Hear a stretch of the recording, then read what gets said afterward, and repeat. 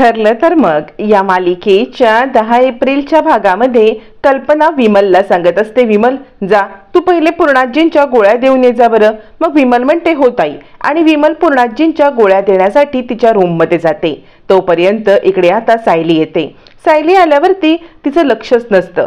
ती कल्पनाला म्हणते, आई म्हणजे आता आपण पुऱ्यात राहायला घेणार होतो ना, पण मग ह्यांना आता वेगळं काहीतरी कॉफी करायची काय गरज आहे, म्हणजे जेवायचं ना आत्ता. यावरती कल्पना म्हणते तू राहू दे, तू कॉफी घेऊन जा, बाकी सगळं जेवणाचं काय करायचं मी पाहते बरं. असं म्हणत ती आता सायलीला ब्लॅक कॉफी ठेवण्यासाठी सांगते.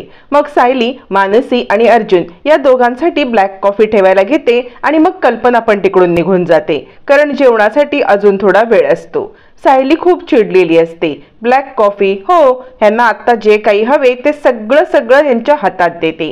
असं म्हणत सायली आता ब्लॅक कॉफी करायला लागते. इकडे मानसी आणि आता अर्जुन हे दोघं जण बोलत असताना मानसी म्हणते बोल ना, म्हणजे चैतूबद्दल तुला मी विचारलं, चैतू फाईन आहे ना.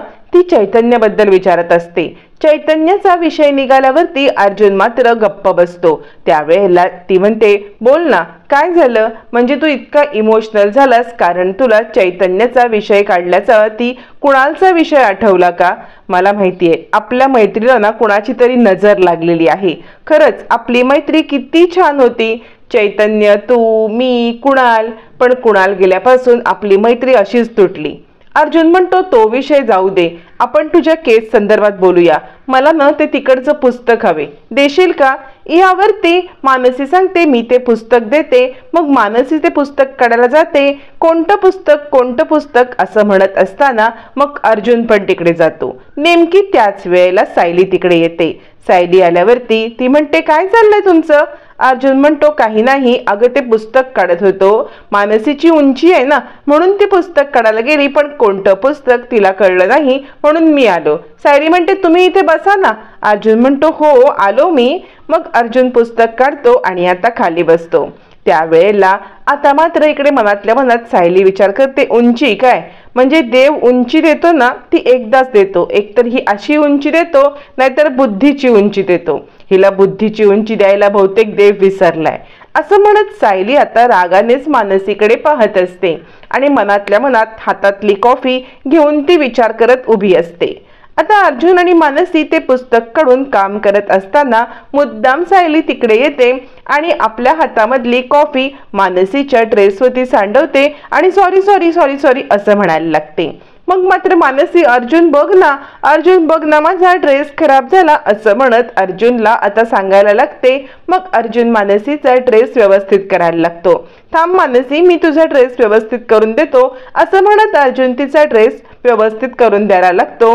आता हे सगळं सायलीचं स्वप्न असतं आणि ती विचार करते बापरे किती भयंकर विचार केला मी. अर्जुन म्हणतो सायली इथे का उभे आहात तुम्ही, हे ठेवा ना, कॉफी ठेवा असं म्हणत तो आता सायलीला कॉफी ठेवायला सांगतो आणि थोडक्यात तिकडून जायला सांगत असतो. सायली विचार करते काय चाललंय यांचं, म्हणजे आता कॉफी दिली मी थांबले तर झालं काय असतं. तोपर्यंत इकडे आता सँडीला भेटायला प्रिया घेऊन आलेली असते.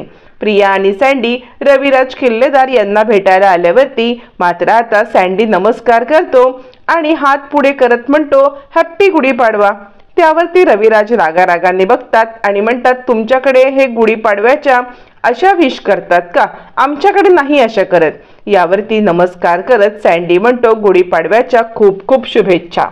यावरती रविराज म्हणतात ठीक आहे बस तू इकडे असं म्हटल्यावरती मग मात्र इकडे आता तो प्रियाला सांगतो तन्वी तू एक काम कर बरं, तू बाहेर थांब आणि जाताना दाराला लॉक लावून जा असं म्हणत तो थोडक्यात प्रियाला तिकडून बाहेर जायला सांगतो. त्यावरती प्रिया म्हणते बाबा मी. यावरती रविराज म्हणतात हो मला सँडी सोबत एकट्याने बोलायचं आहे, तू थोडा वेळ बाहेर थांब. आता प्रिया ताबडतोब बाहेर गेल्यावरती सँडी तिला मेसेज करत असतो. मग रविराज म्हणतात सँडी अरे आत्ता तर आलास ना, लगेच तन्वीला मेसेज करण्याचं काहीच कारण नाहीये. यावरती मग मात्र सँडी आपला मोबाईल बाजूला ठेवतो. सँडी मोबाईल बाजूला ठेवतो आणि आता रविराज म्हणतात बस मला तुझ्याशी एकट्याशी बोलायचं आहे असं म्हणत आता मात्र रविराज त्याला बसायला सांगतात. तोपर्यंत इकडे सायलीला कॉफी ठेवून जायला सांगितल्यावरती दोघं जण पुन्हा तिच्या आता केसबद्दल बोलायला सुरुवात करतात. म्हणजे कुठे आहे तुझा प्लॉट यावरती मानसी सांगत असते, अरे एकदा बघ आपण लेक साइड रिव्हरला पिकनिकसाठी गेलो होतो, अरे तिथेच जवळ आहे माझा प्लॉट. यावरती अर्जुन म्हणतो, लेक साइड पिकनिक ना?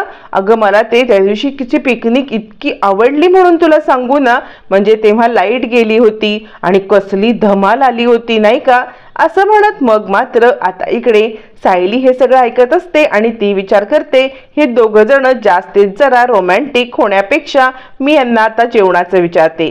सायली म्हणते, सर काही खायला आणू का? यावरती अर्जुन म्हणतो, नको सध्या काही नको. सायली पुन्हा येते, सर मग जेवायलाच वाढू का? अर्जुन म्हणतो, नको, तुम्ही एक काम करा बरं, काहीतरी हेल्दी आणा. हेल्दी आणलत ना म्हणजे तुम्ही एक काम करा, मसाला ओट्स आणा. असं म्हटल्यावरती मग मात्र इकडे आता सायली विचार करते, म्हणजे यांना गप्पाच मारायच्या आहेत, माझ्याशी काही बोलायचंच नाहीये तर कशाला थांबू मी इकडे. आणि मग सायली मसाला ओट बनवण्यासाठी आतमध्ये निघून जाते. त्यावर ती निघताना पण तिला आता काही आत जावत नसतं, तिला मध्येच आता हुकी येते आणि ती पुन्हा आत येते आणि मन्या मन्या म्हणून हाक मारते. त्यावेळेला मानसी म्हणते, काय? यावरती सायली म्हणते, नाही म्हणजे असं पाळण्यामध्येच तुमचं नाव मन्या असं ठेवलं होतं का, असं मला विचारायचं होतं. यावरती मानसी म्हणते, नाही पाळण्यात असं कोणी नाव ठेवतं का? यावरती सायली म्हणते, तेच मी बोलते, मग नाव काय तुमचं? यावरती मानसी सांगते, माझं नाव मानसी आहे. यावरती सायली म्हणते, हा तेच तर मी बोलते की असं मन्या नाव कोण ठेवेल, असं म्हणत ती आता तिची चेष्टा करते.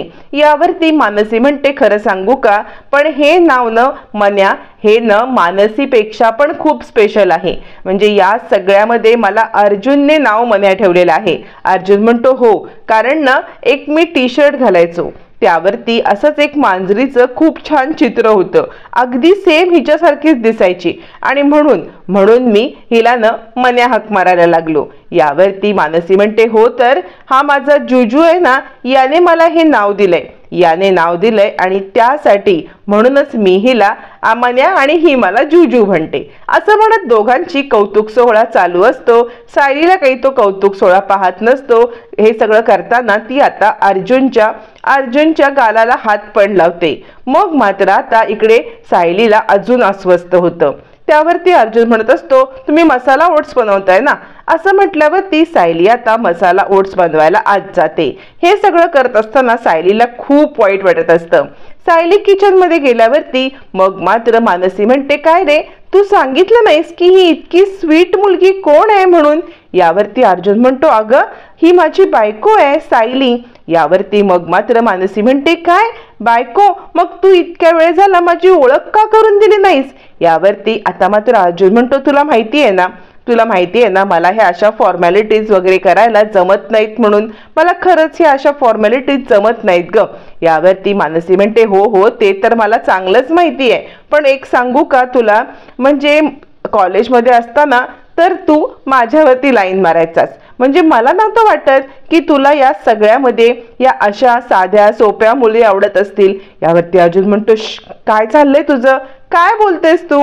असं म्हणत मग मात्र अर्जुन आता इकडे तिला शांत करतो. पण नेमकं शेवटचं वाक्य म्हणजे कॉलेजमध्ये असताना तुला स्मार्ट मुली आवडायचा, हे वाक्य मात्र आता सायली ऐकते आणि तिला खूप खूप वाईट वाटतं. सायलीला खूप वाईट वाटतं आणि या सगळ्यामध्ये ती विचारच करायला लागते. तिच्या डोळ्यातून लगेचच अश्रूंच्या धारा वाहायला लागतात आणि ती विचार करते, म्हणजे सरांना अशी मॉडर्न मुलगी हवी होती का? आणि आता तिच्या डोळ्यासमोर लगेचच मानसी आणि आता अर्जुन यांचं लग्न समोर येतं आणि सायलीचा रडून नुसता टाहो झालेला असतो. तिला आता आपल्या डोळ्यासमोर अर्जुन आणि मानसी यांचं लग्न दिसतं आणि दोघं जण लग्नामध्ये खूप खुश असतात. एका बाजूला सायली फक्त वेड्यासारखी उभी असते आणि या दोघांचा लग्न सोहळा धूमधडाक्यात पार होत असतो. सायलीला खूप वाईट वाटतं. तेवढ्यात सायलीला कल्पना आवाज देते, सायली अगं ये, आपल्याला तयारी करायची ना सगळी, असं म्हणत ती आता सायलीला बोलवते. सायलीला बोलवल्यावरती मग मात्र आता इकडे सायली निघून जाते.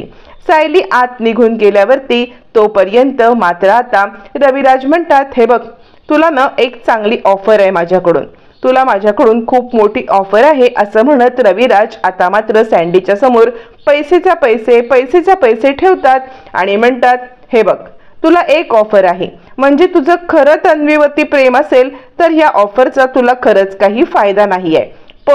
पण तुझं तन्वीवरती खरं प्रेम नसेल तर या ऑफरचा तुला नक्कीच फायदा होईल. असं म्हणत मात्र आता इकडे पैशाच्या गड्ड्या, 5-6 गड्ड्या ते आता सँडीच्या समोर ठेवतात. पैशाच्या 5-6 गड्ड्या बघितल्यावरती सँडीचा मात्र तोल जातो आणि तो विचार करायला लागतो, काय आहे हे सगळं? या सगळ्यामध्ये मला आता प्रिया कधीही इतके पैसे देऊ शकणार नाही. ती इतके पैसे मला कधीच देणार नाही आणि या सगळ्यामुळे हे पैसे घेऊन जर मी निघून गेलो तर मला पुन्हा प्रियाच्या पुढे मागे करण्यामध्ये काहीच हे वाटणार नाही. त्यासाठी मी हे पैसे घेऊन निघून जायला पाहिजे.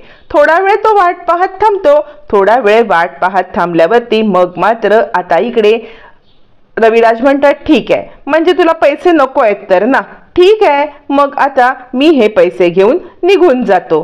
तू ठीक आहे, तुझं प्रेम आहे म्हणतोस ना, प्रेम आहे तर तुझं प्रेम राहू दे. यावरती सँडी म्हणतो, नाही, घाई काय आहे, या सगळ्यामध्ये मला ना हे पैसे हवे आहेत. यावरती रविराज म्हणतात, म्हणजे तू प्रियाच्या आयुष्यातून कायमचा निघून जाणार ना? हे सांगू का, ज्या वेळेला साखरपुड्याला तू आला होतास ना तेव्हाच ही गोष्ट मला कळली होती की तुझं माझ्या प्रियावरती नाही तर तिच्या पैशावरती प्रेम आहे. हे बघ, हे पैसे घ्यायचे आणि माझ्या प्रियाच्या आयुष्यातून तू कायमचं निघून जायचं. सँडी भलताच खुश होतो, कारण त्याला तसंही प्रियामध्ये काही इंटरेस्ट नसतो आणि प्रिया चिंचोके देणार त्यापेक्षा गडगंज अमाऊंट त्याला मिळाली असते आणि त्यामुळे तो भलताच खुश झालेला असतो. तोपर्यंत प्रिया आता त्याला कंटिन्युअसली कॉल करत असते. काय झालं सँडी, म्हणजे तुला काय बोलले बाबा, हे विचारण्यासाठी कॉल करत असताना तो काही कॉल उचलत नाही. मग ती फोन फेकून देते. तितक्यात रविराज येतात. त्यावरती रविराज म्हणतात, बाळा कुणाला फोन लावतेस? सँडीला ना. अगं तुझा कॉल तो आता काही उचलणार नाहीये. आता तुझा कॉल तो बिलकुल उचलणार नाही, कारण मी त्याला पैसे दिले ना, त्याने तुझ्या उपर पैशांना चॉईस केलंय आणि तो निघून गेलाय. बाळा तुला कळतंय का, म्हणजे हा सँडी फ्रॉड आहे. त्याला तुझ्या पैशावरती प्रेम आहे. असं म्हणत आता मात्र इकडे प्रिया हदरते. काय, सँडी पैसे घेऊन निघाला? म्हणजे मला नाही इतके पैसे वापरायला मिळाले तितके पैसे सँडी घेऊन निघाला?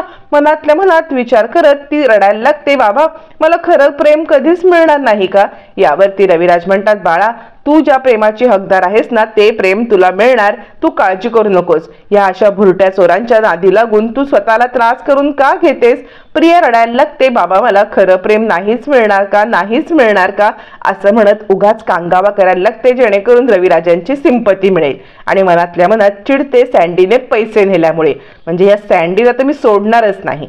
इकडे आता सायली मसाला ओट्स बनवत असते आणि विचार करत असते, मन्या आणि जुजू यांचं चाललंय काय, हिची उंची आहे माझी उंची नाही, हिला उंचीच दाखवते. असं म्हणत मसाला ओट्स घेऊन आता मात्र सायली इकडे अर्जुन आणि मानसीसाठी येते. दोघं जण ब्लॅक कॉफी पित असताना आता मात्र त्या प्रॉपर्टी बद्दल 7/12 आहे का किंवा त्याचे कागदपत्र डॉक्युमेंट्स क्लिअर आहेत का असं अर्जुन तिला प्रश्न विचारत असतो. तितक्यात सायली येते आणि मसाला ओट्स तिकडे ठेवते. दोघांचं मात्र बोलणं चालू असतं.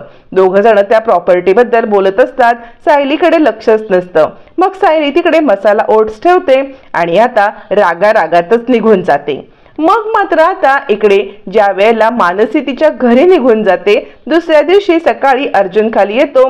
मिसेस सायली माझा कॉफी. यावरती सायली म्हणते, सर ही बघा तुमची कॉफी इथे ठेवलेली आहे. अर्जुन म्हणतो, इकडे का नाही आणून ठेवलीत? सायली सांगते, माझी उंची नाहीये ना, उंची नसल्यामुळे मी कॉफी देऊ शकत नाही. या तुमची उंची आहे ना, तुम्ही कॉफी घ्या. अर्जुनला कळत नाही की सायलीला झाले तरी काय. यावरती अर्जुन म्हणतो, काय झालं मिसेस सायली? सायली सांगते, सर ही तुमची कॉफी, तुम्ही इथेच येऊन या, माझी उंची नसल्यामुळे मी तिकडे येतच नाही. अर्जुनला कळतच नाही की सायलीला झालंय काय. आता अर्जुनला कळणार का की सायलीचं तिच्यावरती प्रेम आहे? हे मात्र पाहणं फारच रंजक ठरणार आहे.